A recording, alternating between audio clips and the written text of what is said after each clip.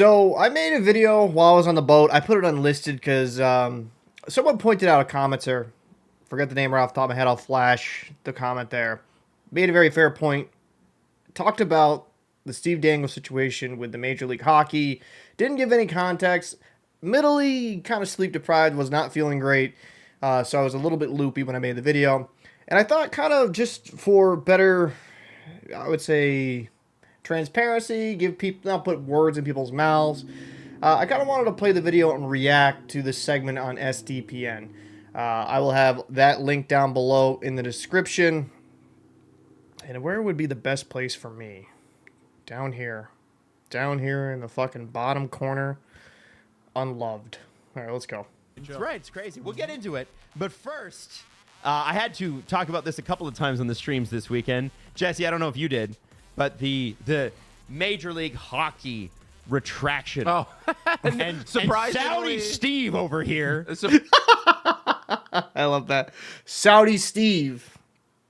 That's what a lot of the comments were saying. A lot of the Saudi sellout Steve, which I think people were being a little bit unfair. I think surprisingly on Saturday during the Hurricanes Rangers stream, nobody really brought it up. So accepting money. By the way, I'm not sure how we jumped to that conclusion, but Steve actually wanted to break a story, and people were like, "He got paid for that, right?" No, he didn't. Here's the funny part. No, I was he got burned by a source and didn't get paid for it. Yeah, So no, it was the worst of every world.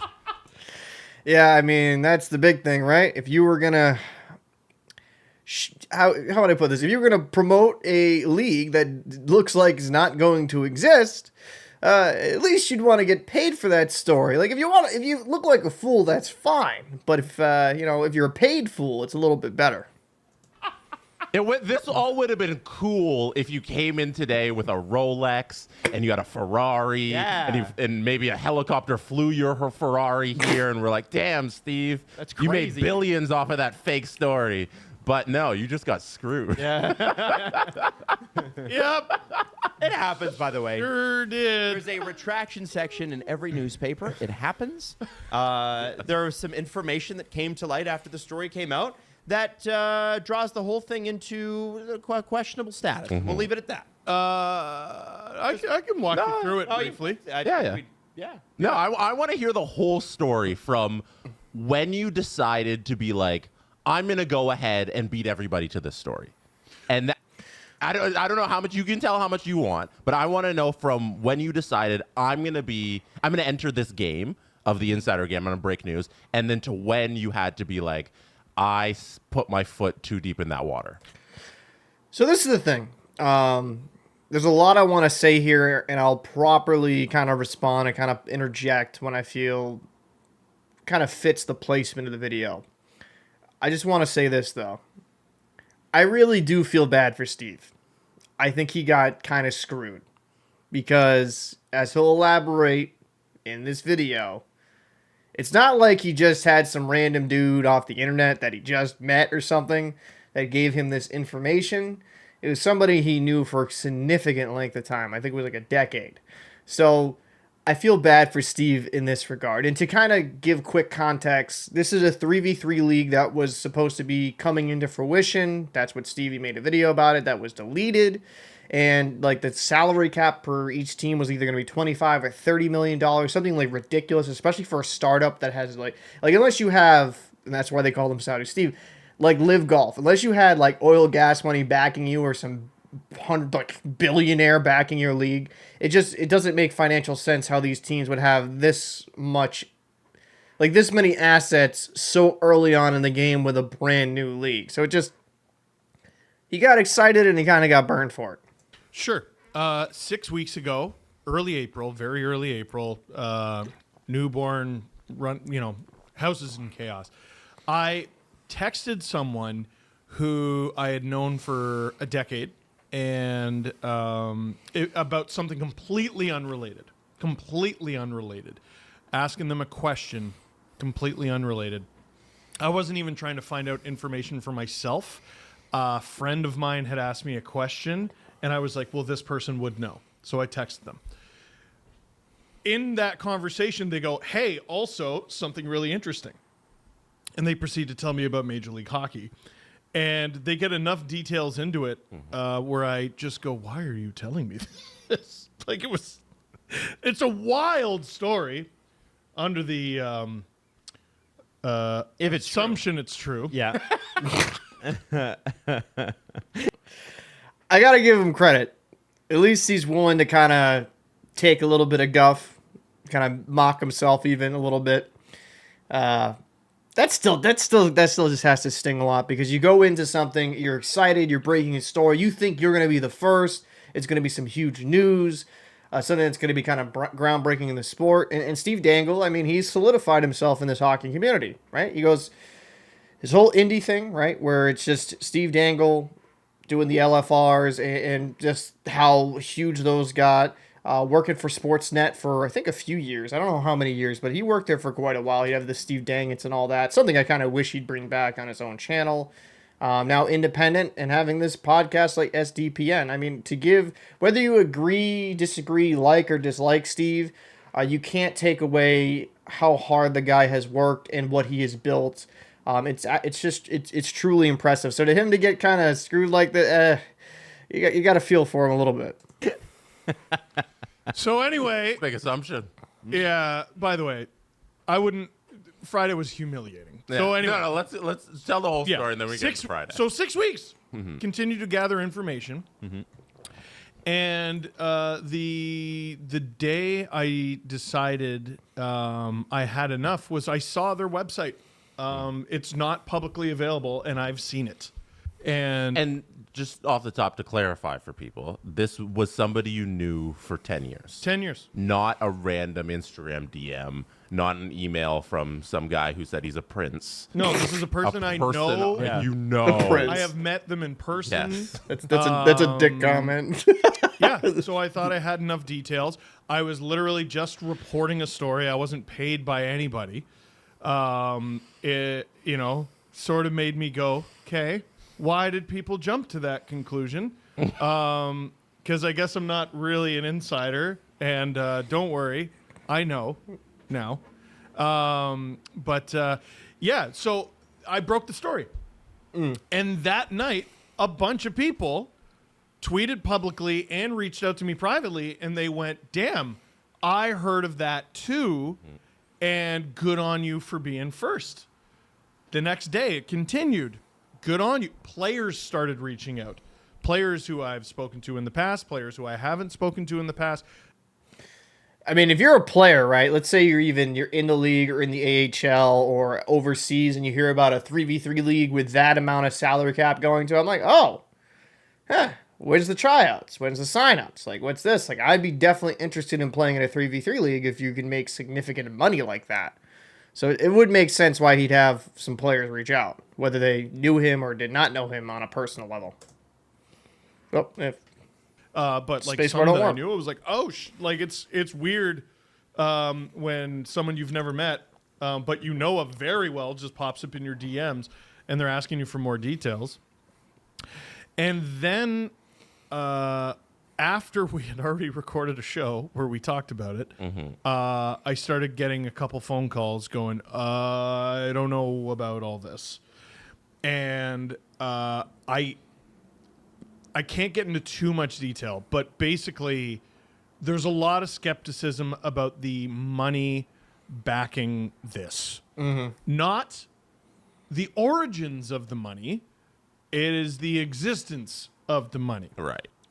So, but I think, and this is where I think Steve got taken for a ride here, and I think this happens to us in life. I made this in the video that I have on my channel. It's unlisted, but it was poorly done.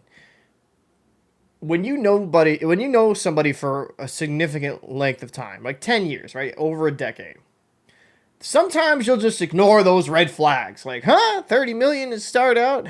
All these arenas?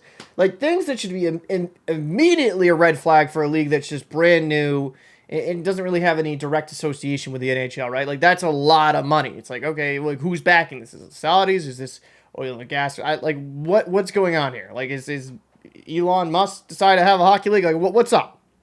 So I think due to him trusting his source and kind of, I would say, maybe even his source kind of got screwed over in a way. Maybe the source actually like was working in good faith and legitimately just got screwed himself.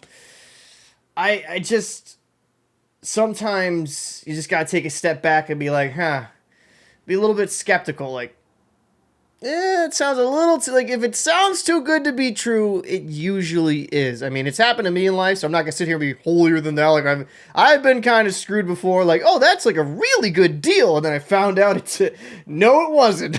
Did not work when I had a certain contract. This was like over 10 years ago on a former channel I had. I got screwed out of a deal, screwed into a deal that I had to get lawyers involved. So I feel for Steve. I've been down those pitfalls. But sometimes just taking a step back and really just even getting a fresh perspective from a friend that's like a few steps away from the direct dealings probably gives you some better like perspective. So I am punching out of this godforsaken story. Yeah. I very much regret ever talking about it ever. And would like to listen.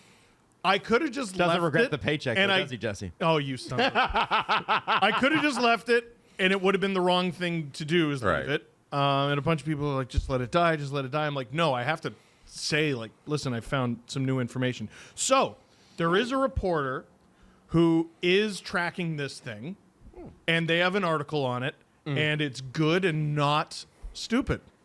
So his name is Brad Elliott Schlossman, and he tweeted the following with a link to his work in the GrandForksHerald.com. Max Chambers pops up every few years as an apparent big money man in hockey, but the money has never been there. Now he's offering people hockey jobs for what he says is a $10 billion pro league, but it doesn't appear to exist. Story. And then it links to the story. Jesse has it up right now. I contacted Brad last night. And yeah, please follow him for any more information on the alleged league known as Major League Hockey. Would you call him a reporter? Brad? Oh, Jesus. Much more than I am. Yeah. Listen, I think there's an excitement of like, oh, I got something. I got something. Yeah. By the way, this Max Chambers, there's a Dave Schultz article from 2011 in the Globe and Mail. Potential St. Louis Blues owner is a true man of mystery, and he goes into the fact that they can't figure out how this person made their money. But it Yeah, kinda Brad leaves it open. references that in his article. Oh, he does? there. Okay. Yeah. So anyway, long story short, it happens. Yeah, And you know what? I've had a great weekend, everyone. The I had a amount of like pearl clutching though on the Friday thing, like, how could you not have mentioned this in the show? And it's like, well, dude, we record the show at Dude, like No, 11 a.m. the timing of the show, it came out, like the release came out after your retraction, but the recording happened before your new information. It's just unfortunate timing for us. We didn't do a re-record because you're already back in Ajax. So No, even worse. I got all these phone calls. Hey, the show you just recorded, maybe don't, while on the packed Don Valley Parkway on the way home. It was not a great feeling. So yeah. follow Brad. I'm punching out. Done. What's the next story you're gonna break? None. Manel. So I feel bad for Steve, man. I think he kind of got done a little bit dirty on this. So for me, try to make me full screen here. It happens, man. It happens. It's one of these situations that you kind of got led astray. You got caught up in the moment.